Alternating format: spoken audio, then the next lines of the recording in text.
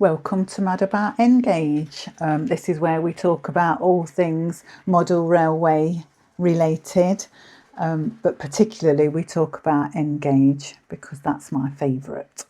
As you can see in the background, I've got my little Engage layout that is progressing nicely, so I will give you updates on that. But today we're going to talk about, or I'm going to show you my latest purchase, which is the A4 Balanced Kestrel 4485 LNER in green. So here she is. So I'm looking forward to running her in on my little layout behind me. But before I do that, I'm going to show you what she looks like when we take her out of the box. So here she is. She came in this lovely Dapol box, which they all do. Nice quality. Always feels lovely when you get a new locomotive, doesn't it? It's like really exciting. Got the instructions here as well, which are great. Don't worry about those. It does say that she's already been lubricated, so we don't have to lubricate her to run her in, and that they need to be lightly lubricated every 50 hours, which I think is about standard. So there's lots of instructions inside, and of course there it talks about lubrication, but as it says on the front, it's been done whilst being manufactured, so we don't need to worry about that, which means I'll be able to run her in fairly quickly after I've unboxed her.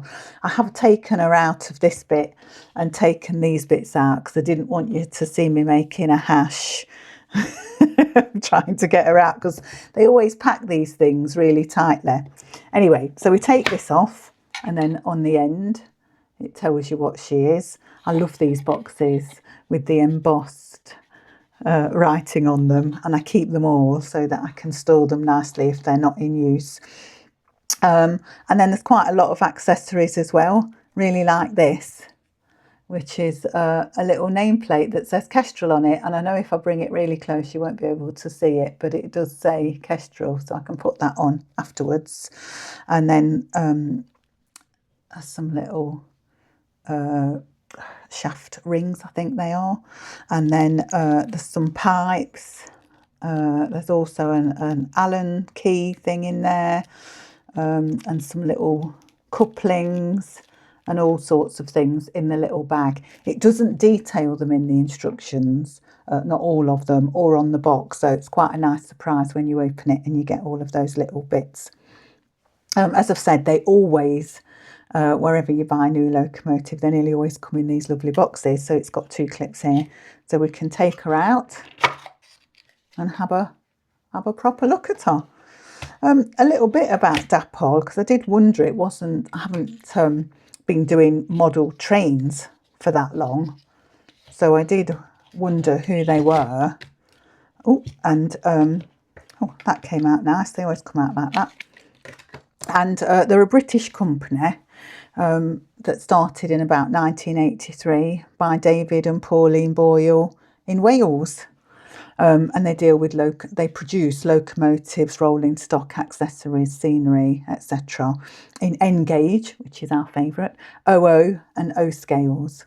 They're still based in Wales, and they still manufacture some stuff in the UK, which I think is really great and really commendable that they haven't outsourced it all. They also own the Kitmaster brand, and they bought it along with other kits from Palitoid, remember them, in 1985. And they really started to produce N-gauge locomotives from about 2002. So they've not been going that long, really. And when I looked at the reviews for Dapol and their N-gauge products, the reviews generally are a bit mixed. But you can see that it's improving when you look at the different reviews. The newer models are getting better reviews for reliability, not coming off the tracks and that sort of thing. So I think that's really good. So I hope Dapol continue to invest in N gauge for us that really enjoy this size of model.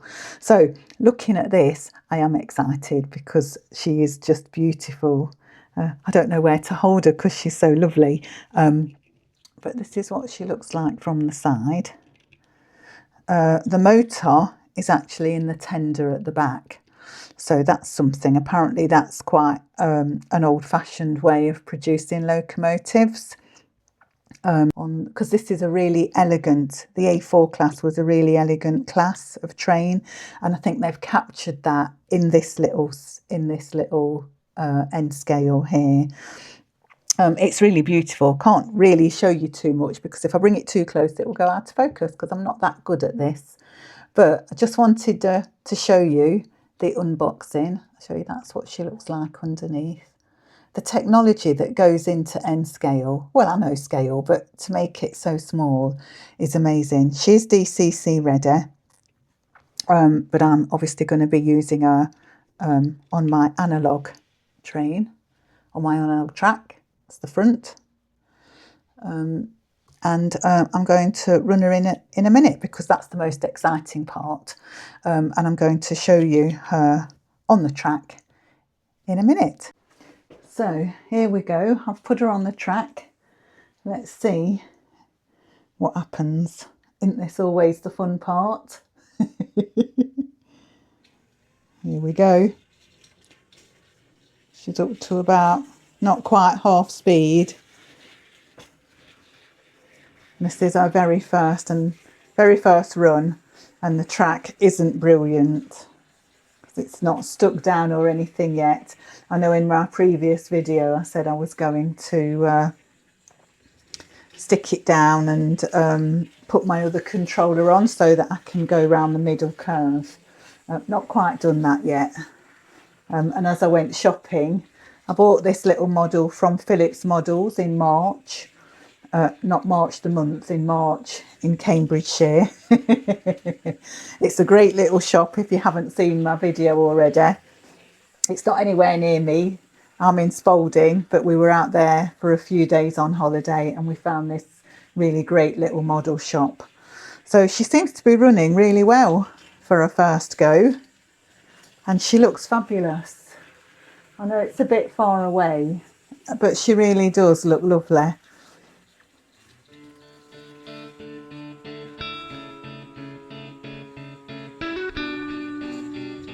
So shall we see whether or not she'll go in the opposite direction, and then what I'll do, so she's going backwards.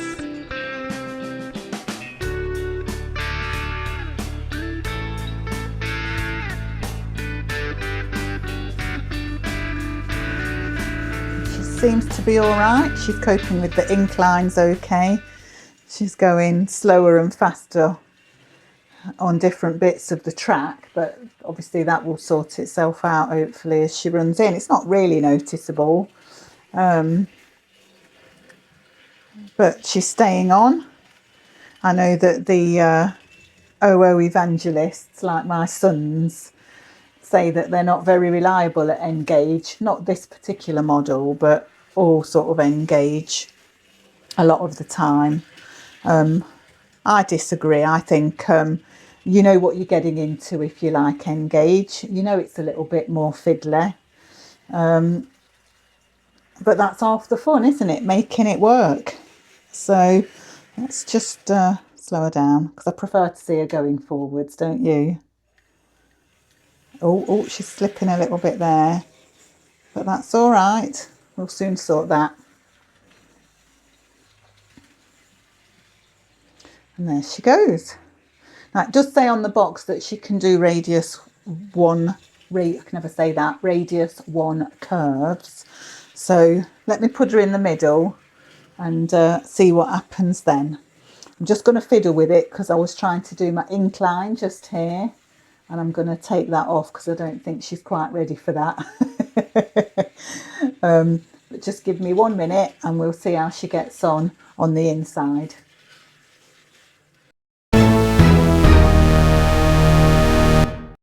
So while I've been messing around, as you do. I've had a disaster. So she derailed right just here and I didn't catch her. And now I've got 2 bits of a train. So I'm going to have to figure out what to do next, if anything, because obviously the motor's in this bit. I've got a little bit of plastic that fell off, turned me back for a second while she was going round and she crashed to the floor. That's not very good, is it? So now I've got to try and figure out what to do with this. So the test run didn't go as planned. But never mind, these things are meant to try us. So I'll be back when I've sorted this little mess out one way or another. If you've got any ideas, let me know in the comments. But be nice. It's my own fault. And so I've got, so I don't know if you can see that, but can you see there? So the wires have come out there. She's still working perfectly, the engine, when I put her on, so that's fine. And so then I've got to try and attach her to this bit here somehow. So there, so I think there's 2 connectors in there. OH has had a look and said it's really fine, probably needs soldering on. And I did, and I found this little bit here, which I think connects, it goes into 2 little holes that again holds it together. So that's intact and the holes are intact and I can't see any other damage. But obviously it's a sad day. It's a sad day when you've got 2 bits like that instead of 1 bit. But hey ho, these things are meant to try us. I'm off to Leicester tomorrow, so I'm going to a shop called MCC in Hinckley. So I'm going to ask them if they can have a look at it and see if they can put it right. And if not, I'll go to Anstey in Leicester. There's a model shop there called the Signal Box, and they do repairs as well. So hopefully they'll be able to repair her, and then I can run her in properly without messing around, and hopefully get her going. But next on my list, so on my next video, because I won't be beaten, the next locomotive we're going to have a look at is this EFE Rail J94. I'm really looking forward to having a go with her. This one's a Bachmann model, so we're going to be doing her next. So hope you'll join me on that journey, and take care. I'll see you soon. Bye.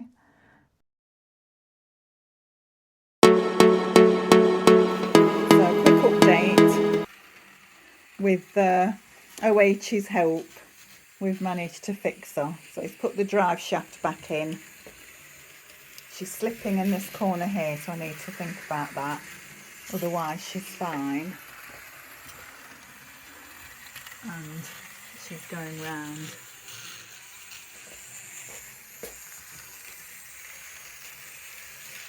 A treat. Ooh, that was lucky. Who says engaging to engaging? All in all, despite the accident, she's a very nice little model.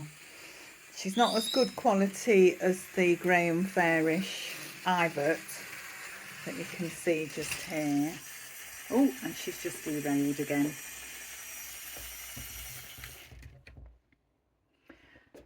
She's not as good quality as this little Ivert here. And so some bits feel quite plasticky, but she is lovely. But I'm not sure she's worth £149.99. Time will tell, and we've been using her for a bit longer. Sorry about the shadow, just wanted to put the update on that we'd fixed her. Bye bye.